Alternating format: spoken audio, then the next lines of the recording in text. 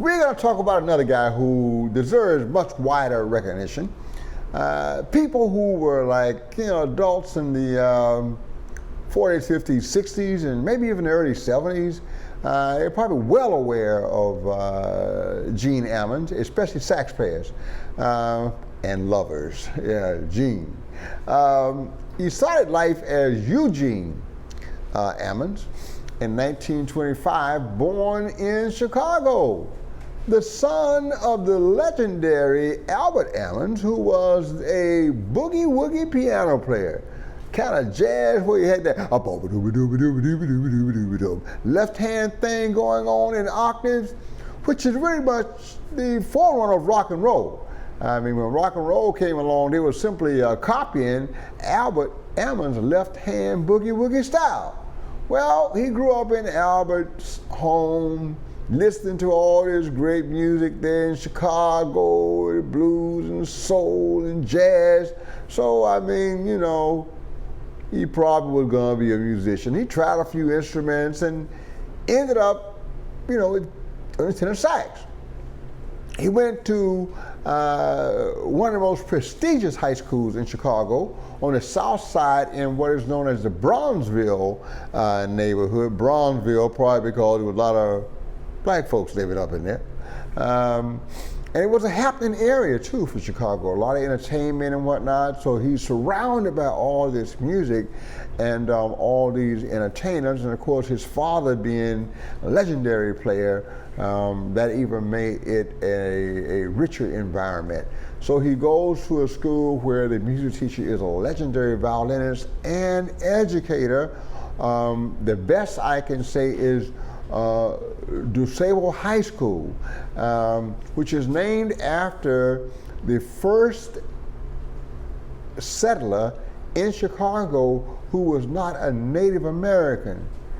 Yeah, the first person who settled there, how should we say that, the person who just established Chicago was a African American with French background, so he would have been mixed race.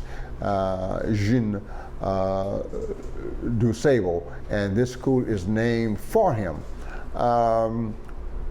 Before he was 18 years old, he had such notoriety as a tenor sax player that a guy who went by the name of King Colax, trumpet player, took him out of high school and took him on the road. Of course, his father being a musician, it wasn't a big deal, and of course this school had a whole lot of celebrities coming through there. They let him go, as long as he came back and did his homework and did all the stuff he needed to do. So he's out there playing on the road with a hot band that did jazz, but did a little blues and dance music, jump blues we'll call it in those days, before it was known as R&B or soul. And then he comes back home, and you got to finish your education, you got to do your thing, you can't let you go too far down that road. But the next guy that comes through town and goes, whoa, this guy can really play, is Billy Eckstine. And Billy ran a tight ship, and let's just say no one ever said Billy Eckstine was a nice man. Great entertainer, sharp, good looking, cunning, all of that. But nobody ever said he was a nice man. And everything had to be exactly the way he wanted, even the wardrobe. He ordered the suits and he ordered the hats. So he ordered these straw hats for the band for this particular gig. And when the hats came in, Billy Eckstine was upset because none of the hats would fit on top of Eugene Ammons' head. And in that moment, Billy Eckstine called him Jughead. Jughead, Negro, nothing fits on your head. And of course, that was shortened to Jug, so he became known as Jug around the musical community. So that's how we know him, Jug. And then later, because he was such a dominating figure during his lifetime, that he was known as the boss. He sold a lot of records. He did his thing with the Eckstein band for a while, and then Eckstein decided he got tired of them jugheads, the hats don't fit, and people got all kind of problems, and trying to run a band and payroll and all that. He decided he's gonna get rid of his band and go out as a solo artist somewhere in the late 40s, and that's what he did. And there's Jug, unemployed. So what are you gonna do? You go back to Chicago. Yeah. And about that time, there was a young trumpet player in town who had come up from St. Louis named Miles Davis. And there was a sax player, alto player at that time, named Sonny Stitt, who could burn like Charlie Parker. So they started playing in a band at the Jumptown nightclub in Chicago, playing for dancers and having a good time. It's called Jumptown, so people are jumping around having a good time. And, that became one of his earlier bands. And look who we had with him, the great Miles Davis and the great Sonny Stitt. So this guy could play, or you would not attract musicians of that note to play with you, and you're the leader. Miles and Sonny both decided to leave Chicago and move to New York. And it was probably about the same time that Gene decided to take a job with the Woody Herman Band. And of course, this is 1950. There's not a whole lot of integration going on, not a whole lot of opportunities for blacks to get out there in these majority white organizations and get your name out there among the larger population. So being a businessman, have a family that was steeped in the entertainment industry, he jumped at this chance to play with the great Woody Herman and get his name out there among the larger population. So he played in that band right after Stan Getz had left the band. And he did quite a good job with what was called Woody Herman's second herd. Yeah. And that worked out great for him, but it didn't last for a long time, but he built his name up, and then he started doing his own thing, making his own recordings. One of the biggest early recordings he had was My Foolish Heart. So now we got this guy with a great sound, big fat sound, like Coleman or somebody, like Bing, very romantic. But he can also jam. He can also play R&B and soul. He's just got the whole thing going, and he jumps out there on his own when there's a new record company being started in Chicago called Chess Records. Yeah, Chess Records later started doing things with Howlin' Wolf and Muddy Waters and people like that. I mean, he was on the front end of Chess Records. And all of his albums were selling very, very, very, very well. Things are going great. He is so prolific in the 50s. It is going great, selling records here and there. Chess decides to go the way of blues and R&B. He leaves there and goes to Prestige, and things are going great for him. And then I think somewhere around 1959, he gets in trouble with the law for drug possession. And he does 3 years. And he interrupts his career.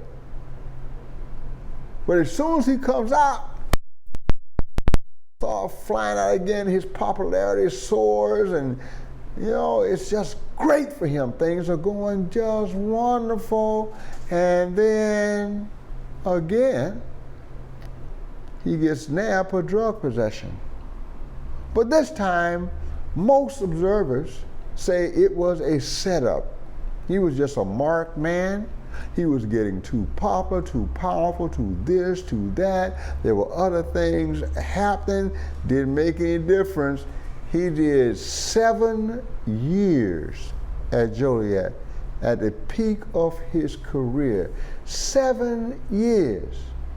And somehow, prestige, this is the goose that laid these golden eggs. They got to keep jug happening. They got to keep the boss happening. Somehow, during those 7 years where he's locked up at Joliet, new material keeps coming out from Eugene Ammons. So even while incarcerated, he's making a whole lot of money, and his albums are at the top of the charts. And more than that, they're at the top of people's hearts in popularity because most people accepted the fact that that last charge was trumped up, and they point out the difference in, how shall I say, the sentence. 7 years for possession. A long time for that to crime. Anyway, I'm not going to argue with the judicial system. We know that justice is blind, right? Okay, so as soon as he gets out after 7 years, Prestige releases a collection of recordings called The Boss Is Back, and bam, selling like hotcakes. And between 1969 and 1974, Eugene Ammons may have been the most popular tenor saxophone player in this country, especially among black folks who like that rhythmic music, etc. Most people say that he is one of the chief forerunners of what we came to know as soul jazz, or some people call it smooth jazz or adult contemporary. Yeah, that's Eugene Ammons. Go listen to it and you will see exactly what people are talking about. But those 7 years in Joliet, they don't take care of prisoners. You can say what you want to, but they don't. And when he came out, he had cancer. And by 1974, at the age of 49, he is dead of bone cancer. Recordings are still being released, still being sold. He's still Jug. He's still the boss. But he's gone. In his lifetime, even with those 9 years of his 49 years, and then you take the fact that he did not start recording until he was past 20, you look at what his real productivity was. He released over 60 albums, over 40 under his own name as leader. Prolific musician, and one of the biggest influences on the tenor saxophone and modern jazz that this country has produced. And yet, many people don't even know his name. But I guarantee you, if you go to your playlist, you say, hey, play me some Eugene Ammons, it won't be long before you will realize, oh, you know him through his music. You just didn't know that you know him. The great Eugene Ammons came to us in 1925, was gone in 1974 at the age of 49.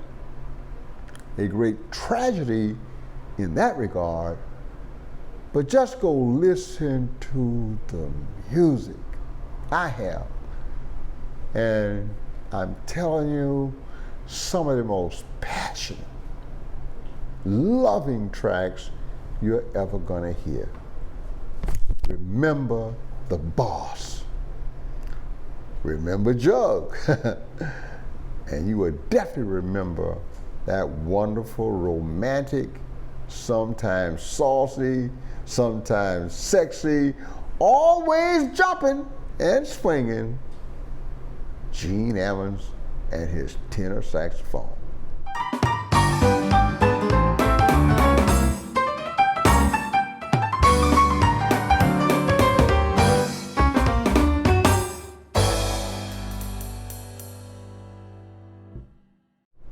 Thank you.